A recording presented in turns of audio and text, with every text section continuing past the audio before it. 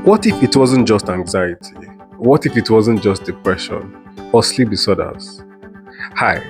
So if you're seeing this in 2026, you most likely have heard about ADHD. Now, one thing we almost times fail to realize is that so many of us, when we go for mental health checkups, we pay more attention to depression, OCDs, sleep disorders, and we most times relegate or ignore the possibilities of ADHD.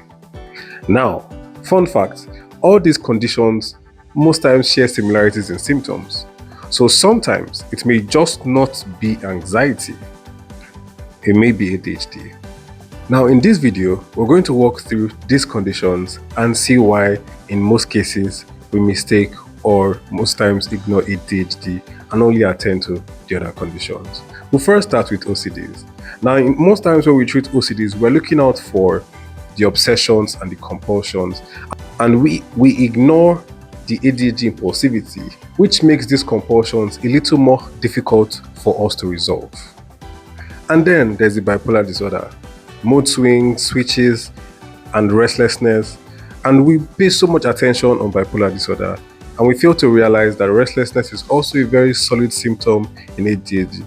So most times after all the medication, all the treatment for bipolar, you tend to still for some reason be a little bit more restless, and you wonder why. Anxiety and depression are the two most common conditions that most persons attend to and ignore the possibility of ADHD.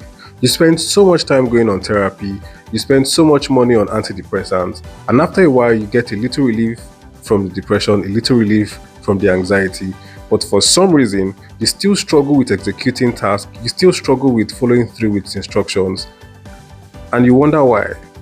It's no longer the depression, and it's also not just the anxiety. It actually is ADHD. Conditions like ODD and conduct disorder in kids are most times labeled as behavioral problems and are managed with consequences and in some cases parental programs.